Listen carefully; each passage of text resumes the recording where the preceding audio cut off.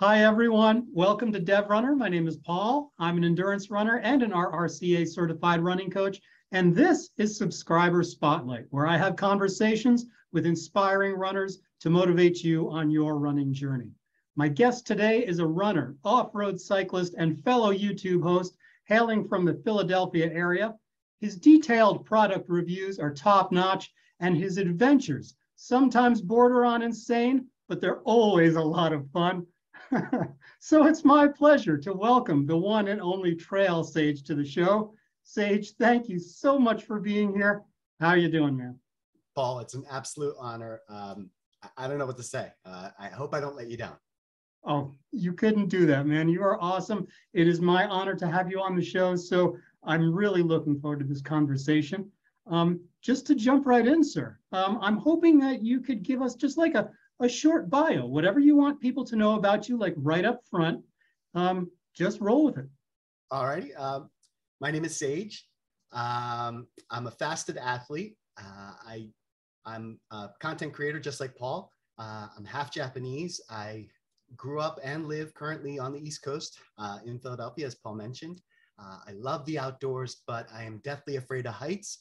And I just turned 45 a few days ago. Wow. Well, happy birthday, sir. Thank you. Awesome. You're a spring chicken compared to me, but man. So that's cool, man. Thank you for that. And I'm hoping just to get right into sort of like the subject matter that the viewers care about who are watching my channel. I'm hoping you can talk a little bit about your athletic background and go back as far as you want to. Oh man, I've always been in love with the outdoors and just being active. And as a young man and a boy, I played a lot of soccer, basketball. I hiked a lot. Wow. And that continued all through college, playing basketball and soccer and hiking. And I actually didn't pick up mountain biking until my early 30s, which wow. For some folks might be late. And much like you, Paul, I didn't pick up running until my early 40s. I think that's when you started running as well, right? Yeah, I was 42 years old, yeah. Yeah, so I haven't been running too long, but I absolutely love it. That's awesome. That's awesome. So was that like literally like in your 30s and then in your 40s how you started cycling and running, or did you have any background in that like when you were younger? Like were you like a... Not at all. I mean, much like all little boys, I had a bike, and if you wanted to go anywhere back in the day, you rode your bike. There was no Facebook or Instagram, so you wanted to go see your friends, you got on your bike and you went to go see your friends. But I wouldn't consider that to be cycling.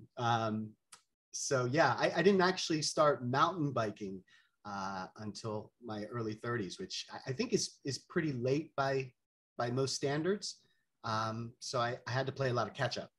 Gotcha. So, okay, now you've said that you kind of started, late in life, I guess, for cycling and for running. I think you're young, just because you started everything, when you were younger than me. But do you have like highlights from your career thus far in running and cycling? And we're not necessarily talking about like PRs or races. I'm just like the things that stand out to you that really kind of had an emotional impact for you.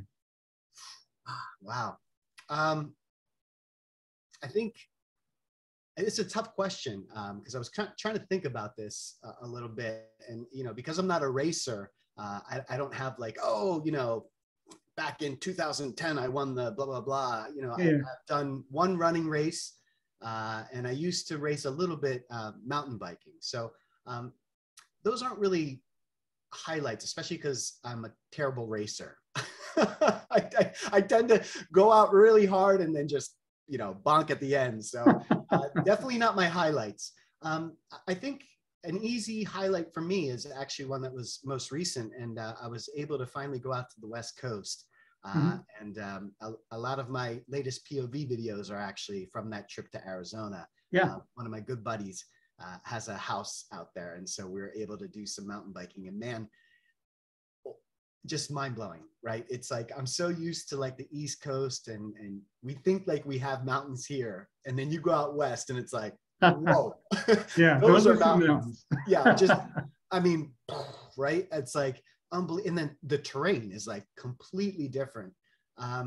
in terms of running, I don't have many highlights because my running career is relatively young. It's relatively new. So I have things that I want to achieve as a runner. I'd love to do an ultra, not in a race, but a self-supported ultra at some point. Okay. I guess when I do that, that would be my highlight. Gotcha. Okay, cool. So that kind of leads me perfectly into my next question. What motivates you now? What are your future goals? Do you foresee yourself ever like getting into racing? Not so much for the competition, but just to be sort of part of something a little more organized. I'm gonna tell you something that might be like, you might be like, what? Like I actually hate crowds. Okay. I have become such a curmudgeon. I remember in college, I'd be out, going to parties and going to concerts, and now like in my 40s, like I can't even go to a concert. Like just crowds of people, just like I don't know what happened. So not only do I not enjoy racing, but like the whole being surrounded by that many people. I don't know. It's just, it's not enjoyable in that sense. Like I love meeting people and I love running with people. I love cycling with people, but just not in that setting. Right. And I also think that racing brings out like this ugly quality of myself that I don't particularly like. I become ultra competitive. Like I said, I go out too hard and it's a different mindset. And I don't think I like the person that I am when I race. And for me, as hard as I work at running and cycling, it really is about fun, which I think, that's so cliche, right? Everyone says that, oh, it's about fun. You got to have fun, but it really is. If you're not having fun at the end of the day, then it doesn't matter. Right. Exactly. So, I'm putting in the hard work, I'm doing all these things to get my fitness up, get stronger, but it's all for that goal of having fun. Right. The more fit you are, the more fun you can go. Oh my gosh, I'm totally digressing. Your question wasn't even No. I think you're nailing this, sir, because it's a very unique perspective. I love to hear how it's almost like self-improvement. It's almost like I'm almost getting a sense from you that like these activities for you are almost like a meditative Zen thing. Like you're enjoying it from the first person more than sort of becoming part of the larger, like the big crowd type of thing. Like you're very focused on improving yourself, and that's reward enough. That to bring that back to your original question, I think that's what motivates me, right? It's like, it's that, how about the word accountability, right? It's an accountability to myself, right? I want to hold myself accountable. It's accountability to my friends because, I don't want to let them down, right? I don't want to be on a ride or a run and, be the guy that's like, oh, wait up for me, or, they're waiting, so there's accountability there, right? I want to be able to keep up with them. I want to keep up with the people that I'm there. And then there's the YouTube audience, right? And that's a huge responsibility in my mind. And the motivation, I hate to admit it, but there's a big motivation there to keep up with the Joneses, right? If I'm recommending a product, or if I'm giving advice or tips on how to run better, run faster, or cycle over rocks or whatever, I need to be able to do those things, right? I need to not just say it, I need to do it. And that's really important for me. It's that accountability that makes, well, what I feel makes the videos so important and honest. It's not just some guy, sitting behind a camera saying, oh, you should do this, and this is the right way to do it. No, I'm doing it, right? I'm out there and I'm doing it. And I'm not a professional. I'm just an average Joe, just like everybody else. And I hope that comes through. And I don't take that responsibility lightly, So there's that motivation too. And just to kind of, and stop me if I'm going too long, but like we kind of talked about fitness a little bit, right? And it's like, I think a lot of people think of fitness and they're like, oh, what motivates you? Oh, I want to lose weight, or, I want to look good in a bikini or whatnot. Those things are all important to me as well. Who doesn't want to look good in a bikini? There's another element that's unique to the kind of trail running and the kind of mountain biking that fitness plays a huge role. And it's not that, oh, you know, these mountains are big. It's fatigue.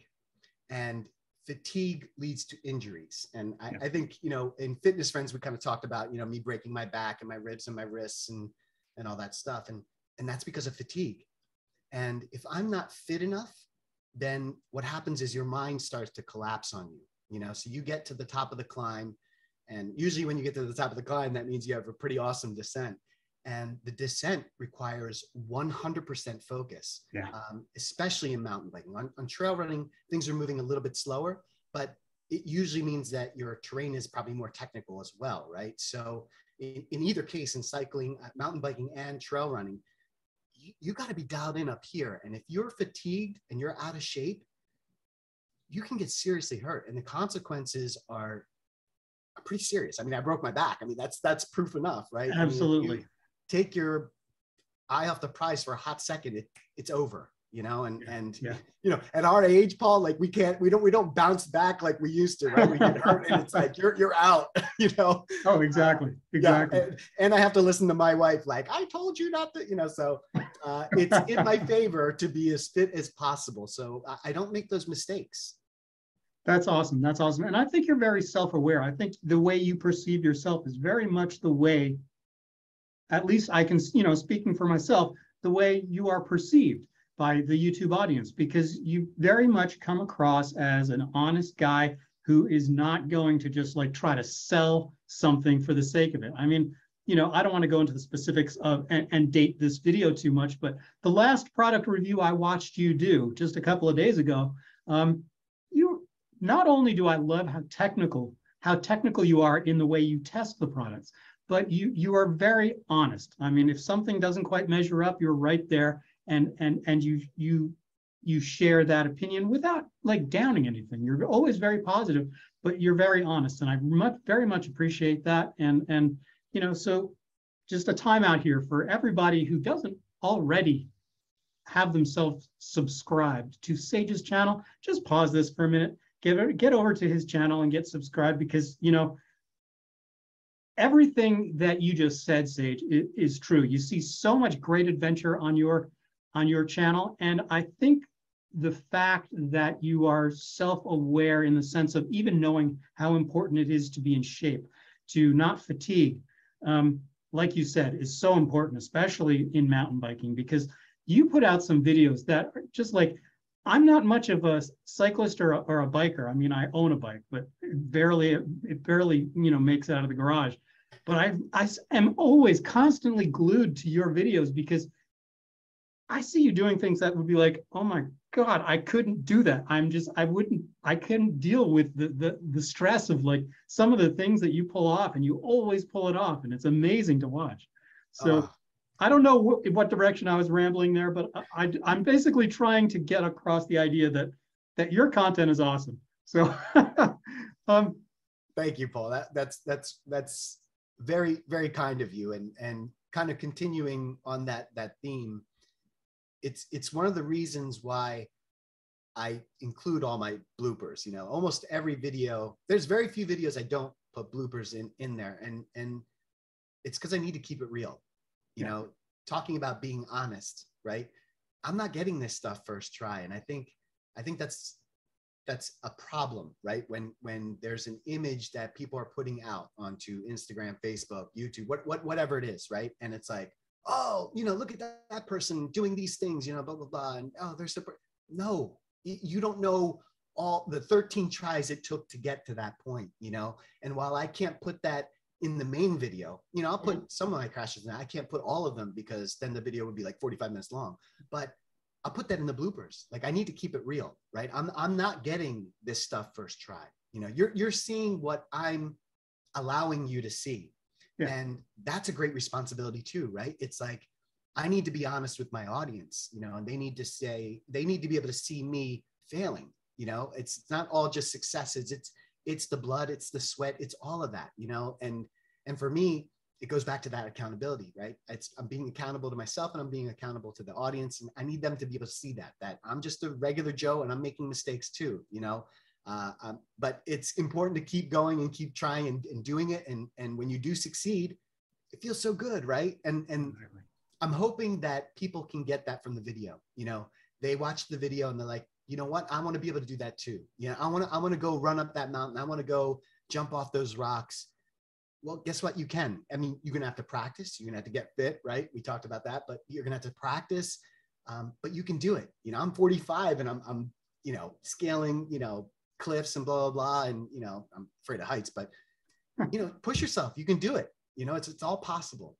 Exactly, exactly. And I think that all comes across very well. You're a great YouTube host.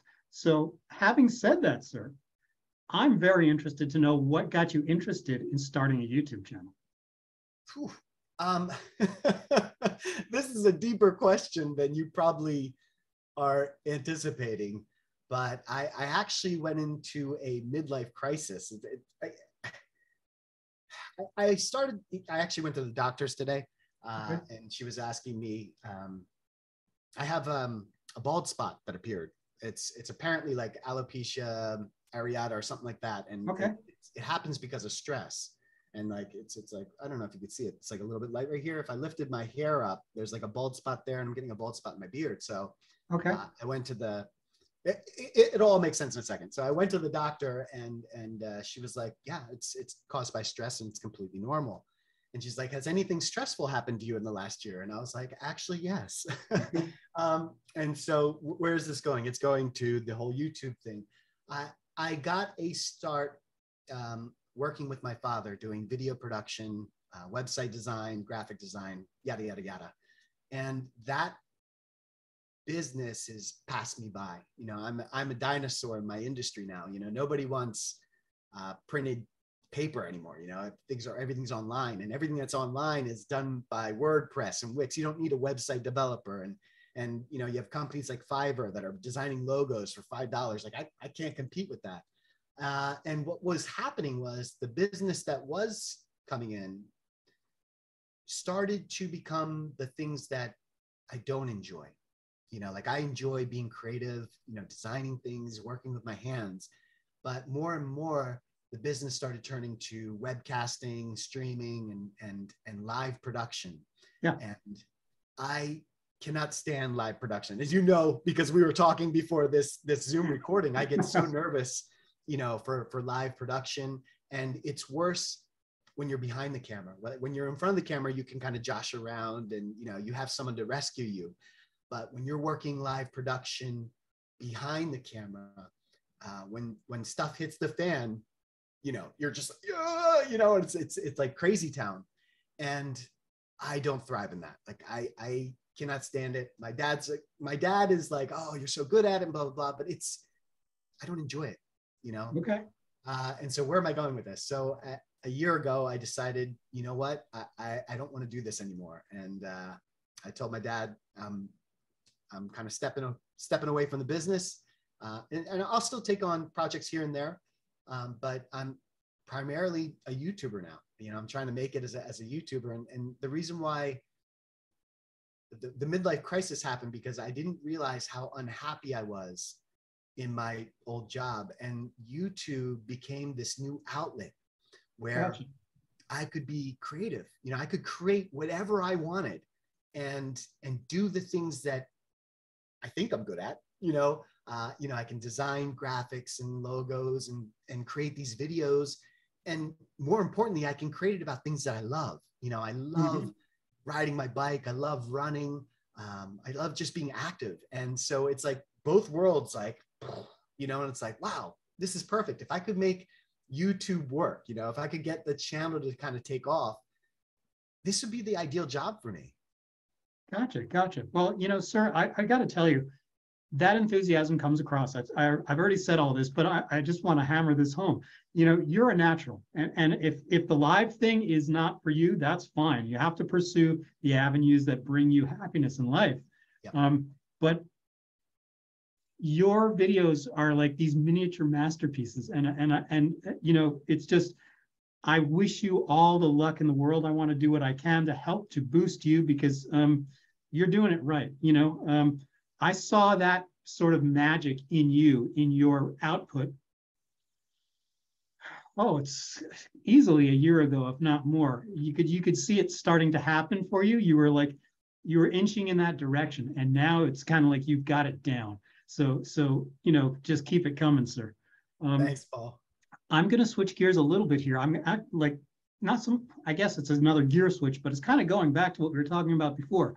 When you're talking about fatigue and all that kind of stuff, and how important it is to know yourself well enough so that you don't end up hurting yourself.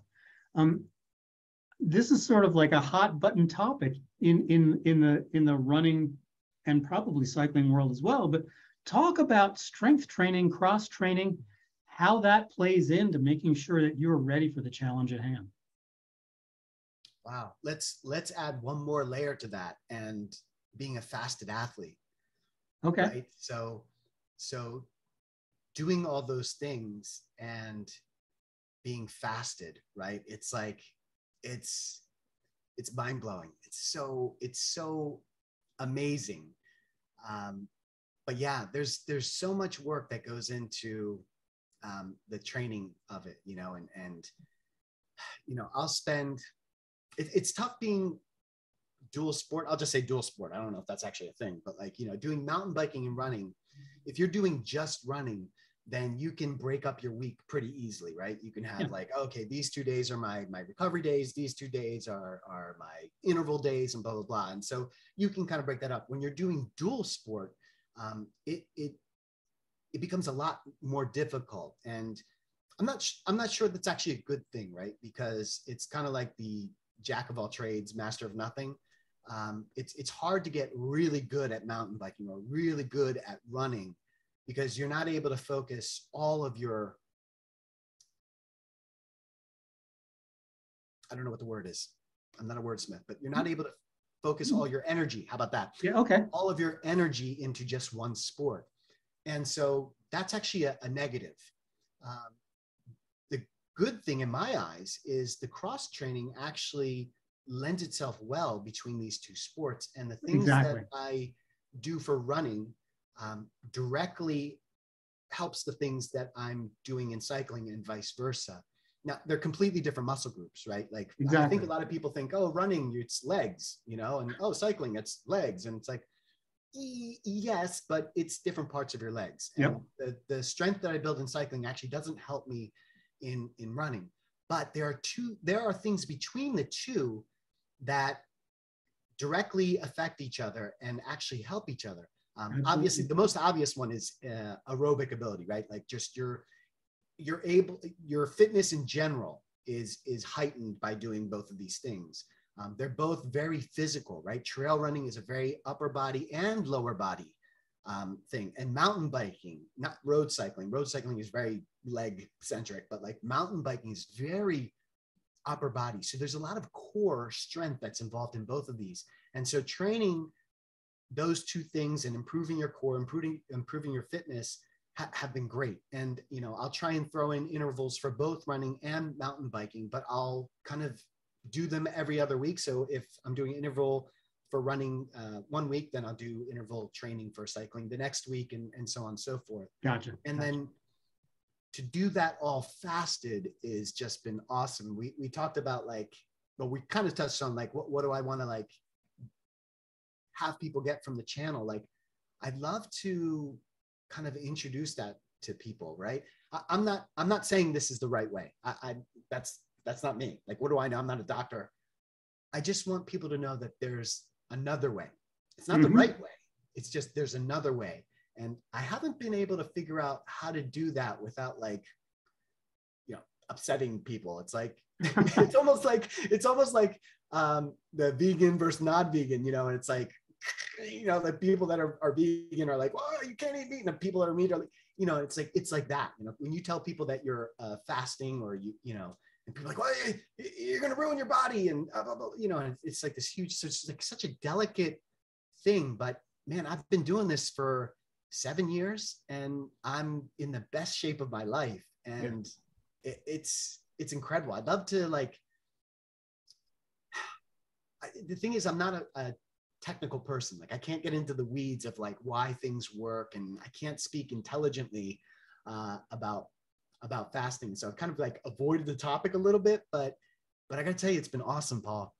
Well, that's very cool. I mean, I'm always looking for alternative ways of reaching a goal. So, you know, even as a running coach myself, I think you have to always be open-minded. You always have to be looking for alternative ways of reaching a goal because, there is no one way. There's a million ways to get to where you're going. So, yeah, I'm always open-minded, and it's so cool that you're exploring something. Again, that gives people yet another alternative. So very cool there, sir. We're going to play a game called This or That, where I give you two options, and you can just choose one that describes you best. And we'll just go down the line from there. Sounds good. Cool. All right, sir. Road or trail? Oh, trail. Okay.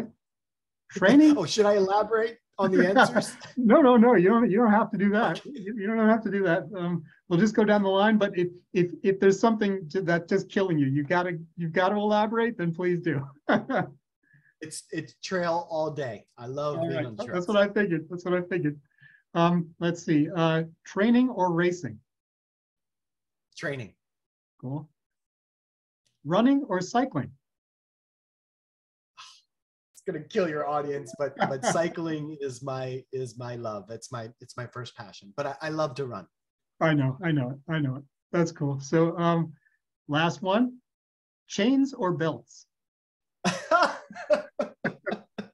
Chains all day long. Okay, cool. I just watched your last video and I had to ask that question. That's fair. That's so cool. So, Sage, let me ask you this. I would like you to share something that your viewers might not already know about you. Something that my viewers might not already know about me. I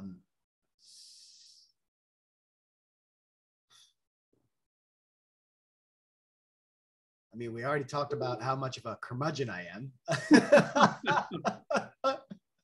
I already talked about I'm afraid of heights. That one took me by surprise. I didn't know that until we just spoke tonight. Paul, it's crazy because some of the especially out west when I was doing the trip out west with my buddy, the trails were literally on like the side of a mountain, and like the exposure was legit, like it was real. And I thought, the whole plane ride to Arizona, I was like, oh, what am I going to do? Am I going to, and the thing is, like in cycling and I guess running as well, you want to focus on where you want to go, not where you don't want to go. Right. Yeah. And when all the thoughts that I had, like, oh my gosh, the fear of heights, it didn't even occur to me, like my focus was so dialed on the trail that I wasn't even looking off to the side. And so like the fear of heights thing didn't even come into play. Having said that, I do constantly try and overcome that fear by pushing myself. And, there's a couple hilarious pictures of me like climbing to the top of the fire tower and just like sprawling out, just like getting as close as I can to the floor of the fire tower. But I'll make myself go up. Like I'll make myself get to the top. And, I'm shaking and, I've had to hold out the rails, but the important thing is get there and do it. Right. If you are living your life guided by your fears, then you're never going to achieve what you want to achieve, because that block is it's going to get there. It's going to be there at some point, it's going to stop you. Yep. And if you're not challenging yourself to get past that, then you're constantly going to be behind that block, and I don't want that to happen. And I totally didn't answer your question again. What was the question? No, just something that the viewers might not already know about you. I think you nailed it, sir. I think you not only did you nail it, but you just hit some deep philosophy in that answer. So good for you. I'm the worst interview ever. Oh my gosh. Man, you are judging yourself too harshly. That was a wonderful answer. Well, you know what? I'm not sure there's much. I mean, I pretty much lay it out on the table. Like, what you see on camera is me. Like, I don't change who I am. And gosh, I mean, everything is like coming back full circle, but like, that's how I treat the YouTube. It's not like you're getting like a different Sage, Yeah, that's in front of it's the same me. And so all my successes, all my failures are all there. I'm not hiding anything. What you see is what you get. It's 100% legit. If I run into you on the trail, you're not gonna be like, that guy was totally different than, no, like I'm that person. Maybe something that people don't know about me. I'm not always happy. I have a fire deep inside, and sometimes that's a good thing. Sometimes that fire is what drives me. It's what motivates me to kind of go back to that motivating thing. But it can be detrimental too, right? That kind of fire can also push you to do things that maybe is past your capabilities. Yeah, I so got to you. say. I got you. But maybe that's it. I'm not. Yeah, I don't know. Yeah, like I said, I pretty much lay everything out that makes up who I am right there. No, that's a good thing. That's always a good thing. Just that open, honest presentation. But that's what makes your channel so great. So I'm happy to hear that. I'm going to get a little bit more philosophical with you, or I'll try to lead you in that direction with this next question. How have running and mountain biking changed your life for the better? And go as big picture as you want to. Man, that's an easy one. I think that if you like to be outdoors, if you like to be in the woods, and I'm a woods guy, like there are beach people and there are woods people. I'm a woods person. Like I cycling and running gets you out farther, right? When you go, a Skyline Drive, right? I think does Skyline Drive make it to North Carolina? That's a good question. That's beyond me. I don't know. Yeah, I don't know now, but in any case, you're familiar with Skyline Drive? You can drive through the Appalachian Mountains. You ride along the top, and there are lookout points, and you can do that, and you can celebrate nature with everybody else, or you can take it a step further, right? You can go out farther and see more, and you can cover so much ground when you're running and when you're mountain biking. And I just love that. I love being able to get out farther and experience new things, not from my car, not from behind my computer screen. And, oh, that's cool, I wish I could do. No, I'm going out there and I'm doing that. If there's a place that I want to see, I want to go and ride there. I want to go and run there, and I want to experience it firsthand, and running and cycling gets me there. It allows me to do those things. And I guess that fitness, right? That's where that fitness comes back into play. Mm-hmm. Like, you have to be fit to be able to get to there and to be able to enjoy those things. And man, I love it. I absolutely, if you're already a runner, try cycling, try mountain biking. If you're a mountain biker, try trail running. They're completely different experiences. Like when you're mountain biking, you can go farther. Maybe I shouldn't say that, because there are ultra runners that run a lot farther than I bike.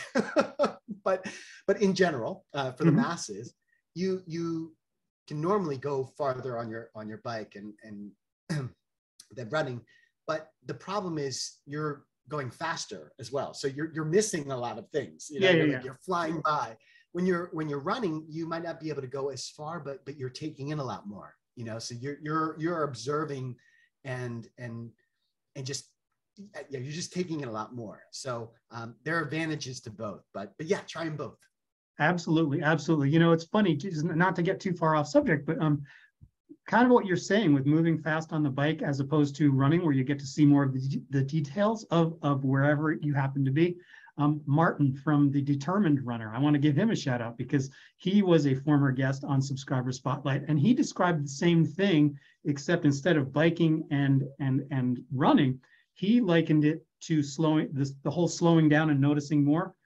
He gave the same answer when it came to running versus walking, because he was slowed down, unfortunately, because of cancer for a while there, but he's making a wonderful recovery. So go Martin. But yeah, he had a very similar answer to yours. So it's kind of neat to see that same sort of perspective coming from you, Sage. Well, listen, if I'm being related to Martin in any way, that's a good thing. Yeah, he's a great guy. He's a great guy, as are you. I just want to repeat that one more time. So, sir, I'm hoping that you can pass on, doesn't have to be the best, but what you consider a good piece of advice for runners and for mountain bikers. Oh, man. Good piece of advice for mountain bikers and trail runners. That's a tough one, Paul, because like, everything that I think people say, it's like so cliche, right? Like everything's like, oh, do your best, try your hardest, and blah, blah, blah. And it's like, oh my God, like I get it, right? But it's like, but cliches also, I can't even speak. Cliches also have a reason why they're a cliche, yeah. And that has merit. You do have to, try harder, and you have to push yourself. And those are all things that do matter, as cliche as they are. I think the biggest piece of advice, and we kind of touched on it in the My Run, and I had a little bit of fun with it. And that is, it is a relationship, and I took it to a comedic point, but there was also a serious aspect to it as well. Running and cycling, any activity that you are passionate about, mm-hmm. is a relationship, and those take work. You're not like, I love my wife. I mean, she's the best, Janet, love you, you're the best.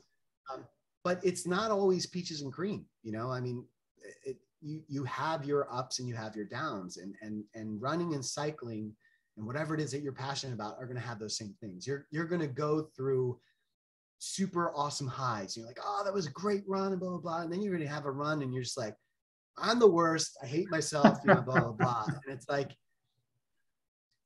at the end of the day, I always, just like a relationship, it always comes down to, are you having more fun than you are, not having fun? I'm the worst wordsmith, but like, I just use fun twice. But you're making your point very well. Yeah, like if you're having more fun than not fun, then that's good. That's good. You're doing it right, and it's when it becomes not as exciting, and your passion's gone, your love is gone. That's when it's over. But like for me, running and cycling, if you love it, you're gonna have to put the work in. It's gonna take work. You're gonna have your ups and downs, and you just got to keep at it. Like it's just like a relationship. You really got to work at it. Yep. And that's probably the one is piece key. of advice. Yeah, you'll have your. I mean, just to go back to the relationship thing, like it's like popping into my head now. But like, there's that honeymoon phase too, right? Like when I first started running, I was like, I'm so excited to like run. I got my first shoes, and I'm just like, yeah, like right after that. You make tremendous gains. Like when you first start, well, Paul, right? Like when you first start running, you make like tremendous gains. You went from like 0 to now you're like, 8-9 minute pace, and you're like, oh, this is great, and then you hit that like plateau, and you're just like, oh man, running is like, sucks, it's so hard. And then it's like, what do you do at that point? Do you push and take yourself to the next level, and it takes that work. It takes that passion, so there's that honeymoon phase, it's crazy how you can relate things like that, it's a pretty good analogy, I think. No, it's a wonderful way to examine yourself, to go inwards, because, what I've always found is that, speaking purely about running in my case, because you have to examine where you fell short sometimes, because you have to look for a different way to get to the goal that you thought was going to be easy. That kind of self-examination, that self-awareness that comes from that, I think makes athletes who are committed better people, because you can take that self-awareness to other relationships. And hopefully it makes us better people. I like to think so anyway. Yeah, no, that's, you know what, it's a really good point that you're bringing. And like, maybe that's what like separates, like I often wonder why like people like stop, you know, and like you see, like it's like that New Year's resolution thing, you know, it's like, oh, I'm gonna, you know, lose this much weight, or I'm gonna, you know, do that, and then it like ends after like a week or 2 weeks, you know. And it's like, what's gonna take you to the next level and keep going, and what is that, you know? And it's a hard one. It's a hard one, Paul. It's like, you know, I don't know if it's a personality thing. I don't know if it's like I just don't know where that comes from. But like for myself, like if I commit, I'm 100% guy. Like I'm not a, first of all, I can't stand when people say 110%. I'm alienated like half the subscribers, but like all you can do is give 100, right? That's it. You can give 100%, and that's the way I approach everything, is 100%. If I tell you I'm going to do it, I'm going to do it, and I'm going to give it 100%.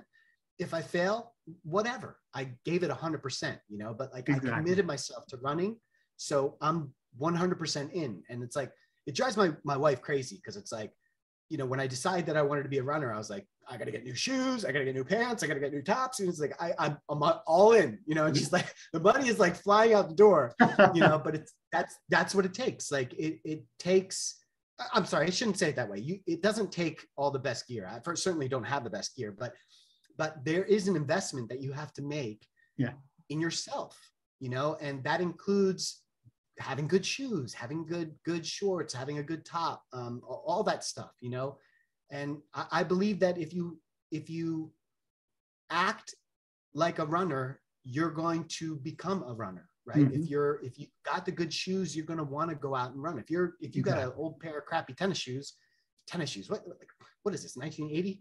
If you got an old pair of like sneakers, you know, you're not going to be motivated to run. You know, if you have decided to run and you have shown that you're consistent in running, treat yourself. Go get yourself a nice pair of shoes, because you know what? Not only is it going to feel awesome, but it's going to be an extra piece of motivation to like, oh, I just bought these shoes. Like, let's put them to use. You know, you deserve it, you know. And exactly. Maybe people don't think they deserve those things. Like, you deserve it. Like if I told you how much my bikes cost, you'd be like, you know what though? I used them. So they're a lot of money, but you know, I save my money, and you spend it and you take care of your stuff. It'll last, and you deserve it. Just right there. That's your next t-shirt, sir. You deserve it. You deserve it. People are going up to ice cream parlors like, I deserve it. Sage said. It's a perfect t-shirt. That's awesome. That's awesome. Sir, Sir, everybody who watches this, I want 100% of the people who watch this video to get over to your channel and subscribe. And I want them to find you on all your social media outlets. And they deserve it, because you're the best. And, you know, it was an honor for me to have you on. So before I let you go, sir, I want you to tell everybody where they can find you on social media. I am on YouTube at TrailSage and Instagram at TrailSage. There's no space. It's just TrailSage. That's it. I don't have Facebook because I have a very addictive personality. Oh, there you go. Maybe that's something that your people watching wouldn't know about me, is I have a very addictive personality. So okay. I stayed away from Facebook. But yeah, Instagram, YouTube, Strava, all of it is TrailSage. Cool. So I will link all of those below in the show notes, so it'll be easy for people to get there.